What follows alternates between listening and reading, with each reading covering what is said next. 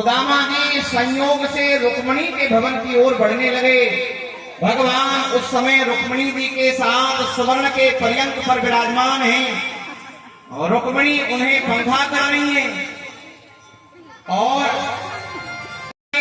और भगवान द्वारकाधीश ने दोनों भुजाओं से अपने मित्र सुदामा को पास में बांध लिया।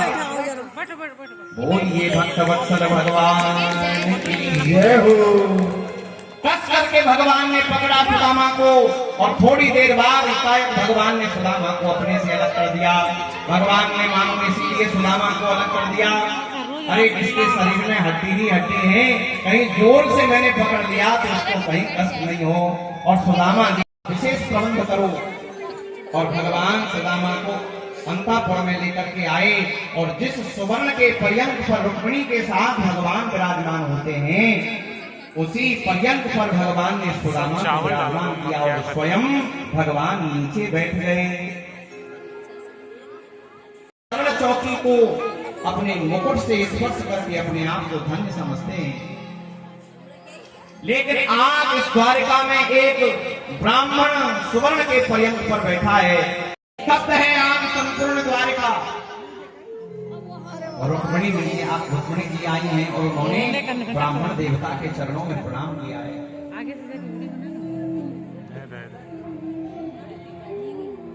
कहा मैं भीष्मक नंदिनी द्वारिका की पट्ट मनीषी ब्राह्मण देवता के चरणों में प्रणाम करती हूँ।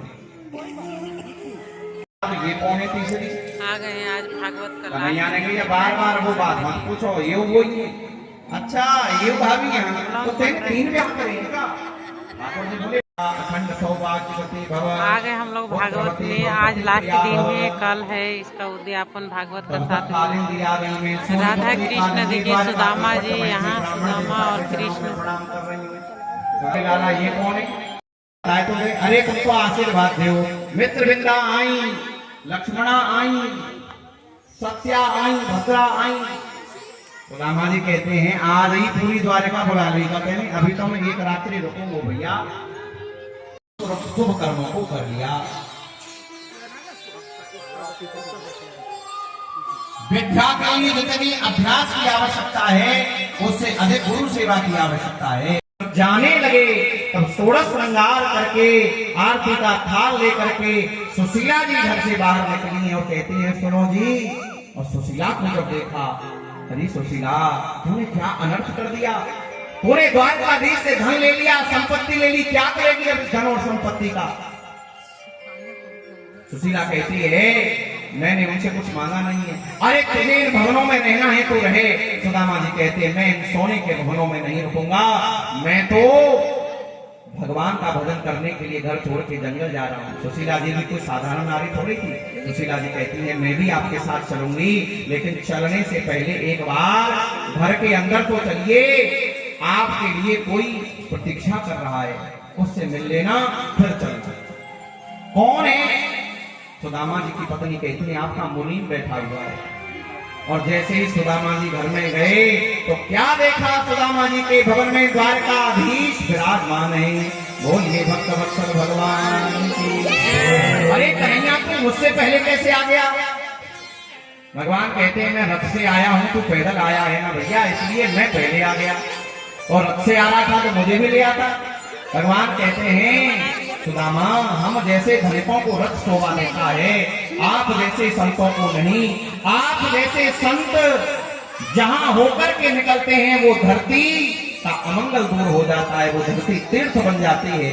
जहां जहां होकर के सुदामा आपके चरण पड़े होंगे वहां वहां की भूमि धन्य हो गई होगी। सुदामा जी कहते हैं कन्हैया मैंने तुझसे ये धन नहीं मांगे थे, इन धन को प्राप्त करके यदि मैं तुम्हें भूल गया तो जीवन की बहुत बड़ी हानि हो जाएगी। मुझे ये धन नहीं चाहिए, मुझे तेरी स्मृति चाहिए, तेरा भजन चाहिए। भगवान ने कहा सुदामा मेरा प्रसाद समझ करके इन धन का उपयोग करो, तुम्हें कभी बंधन नहीं। इसका महात्म दो पुराणों में गाया गया है, एक पद्म पुराण में और एक स्कंद पुराण में। पहले दिन जब कथा प्रारंभ हुई थी तो हमने पद्म पुराणोक्त भागवत महात्मा की चर्चा की थी, जिसमें 6 अध्याय हैं। इसमें महात्मा का उपक्रम नारद जी की भक्ति महारानी से वृंदावन में भेंट, उनके पुत्र ज्ञान वैराग्य को जगाने का प्रयास, उनके कष्ट की निवृत्ति का उपाय। इसी क्रम में गोकर्ण उपाख्यान और धुर्तकारी की प्रेत योनि से मुक्ति की कथा, श्रवण की विधि, ये महात्म्य हमने चर्चा की थी। श्रीमद् भागवत जो है वो 12 स्कंदों में निबद्ध है, जिसमें 335 अध्याय हैं और 18,000 श्लोक हैं। यहाँ तो हमने जितना प्रयास हो सका और कथा क्रम को सुनाया ही। हमारे आचार्य जी जो हैं, इन्होंने संपूर्ण श्रीमद् भागवत का मूल पारायण किया है, जिसमें 18,000 श्लोकों का पारायण होता है, क्योंकि अनुष्ठानात्मक कथा ही चल रही है। प्रातःकालीन वेला में विद्वान आचार्यों के द्वारा देवताओं का अर्चन होता है, यज्ञ होता है। तो ये श्रीमद् भागवत 12 स्कंदों में 335 अध्यायों में और 18,000 श्लोकों में है, जिसमें प्रथम स्कंद में सूत शौनक संवाद की कथा है, भगवान के 24 अवतारों की कथा है, व्यास नारद संवाद की कथा है, भागवत जी की रचना किस प्रकार हुई, किस प्रकार सुखदेव जी ने भागवत पढ़ी, अश्वत्थामा द्वारा द्रौपदी के 5 पुत्रों की हत्या, उत्तरा के गर्भ की भगवान द्वारा रक्षा, इसी क्रम में कुंती द्वारा भगवान की स्तुति, भीष्म द्वारा भगवान की स्तुति, परीक्षित जन्म, परीक्षित जी के द्वारा कलयुग पर शासन, कलयुग को रहने के लिए 4 स्थान देना, समीक ऋषि के चरणों में अपराध और समीक ऋषि के पुत्र श्रृंगी द्वारा 7 दिन में तक्षक के दंशन से मृत्यु का साप का समाचार मिलकर के परीक्षित का जन्मेजय को राज्य देना, गंगा तट पर आना और अनेक ऋषियों का आगमन। उसी क्रम में श्री सुखदेव भगवान का गंगा तट पर आगमन, सुखदेव भगवान का व्यासपीठ पर विराजमान होना, राजा परीक्षित का उनका स्वागत करना, पूजन करना और कल्याण विषय की जिज्ञासा करना। द्वितीय स्कंद में सुखदेव जी द्वारा राजा परीक्षित को उपदेश देना, विराट पुरुष के ध्यान की विधि, क्रम मुक्ति, सद्य मुक्ति की कथा। गोविंद गोविंद गोपाल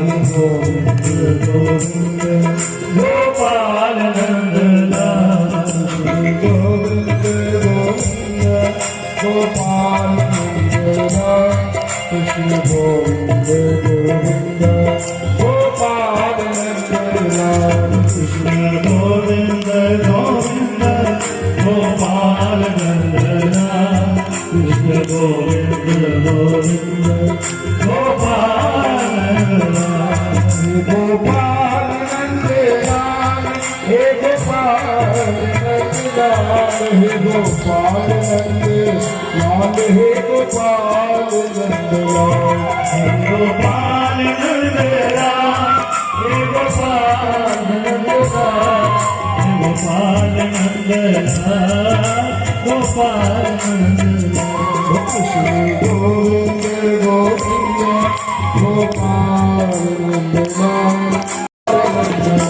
कृष्ण गोविंद गोविंद गोपाल नंदना, कृष्ण गोविंद गोविंद गोपाल नंदना, कृष्ण गोविंद गोविंद गोपाल नंदना, कृष्ण गोविंद गोविंद गोपाल नंदना, हे गोपाल नंदलाल, हे गोपाल नंदलाल, गोपाल नंदलाल, गोपाल नंदलाल, हे गोपाल नंदलाल। जिस ज्ञान के भरोसे आज हम भगवत कथा, राम कथा, गुरु कथा, गुरु कृपा, भक्तमाल आदि कथाओं का वर्णन करते हैं,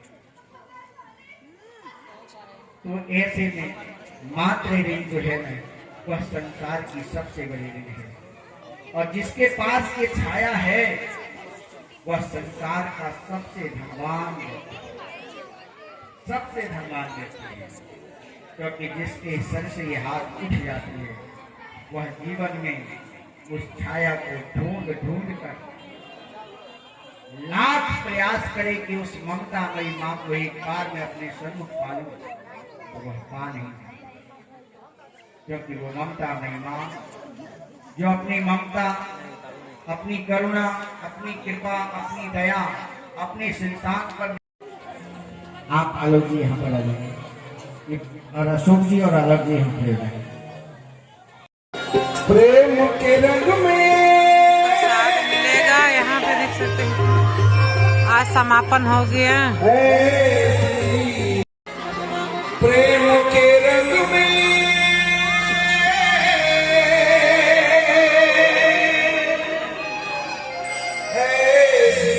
डूबी हो गए मैं बदला।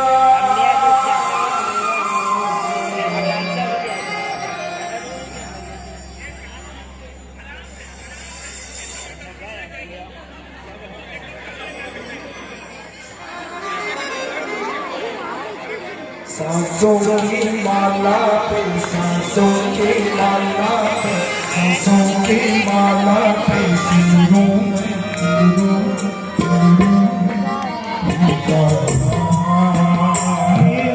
सांसों की माला पे सिरों में, सांसों की माला पे सिरों में, सांसों की माला पे सिरों में।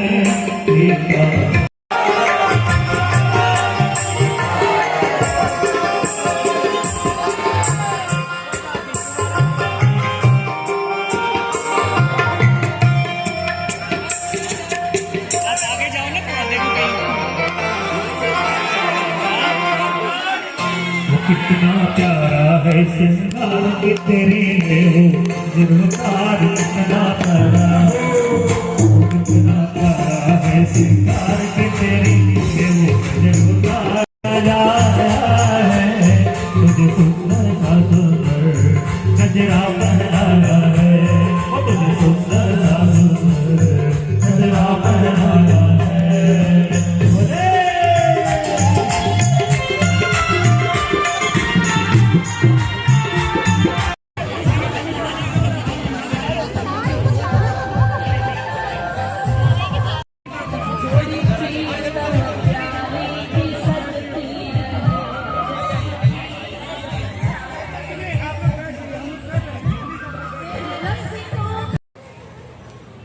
भागवत से आ गए हैं, अब हम लोग जा रहे हैं रेस्टोरेंट में खाना खाने। दीदी हैं खाना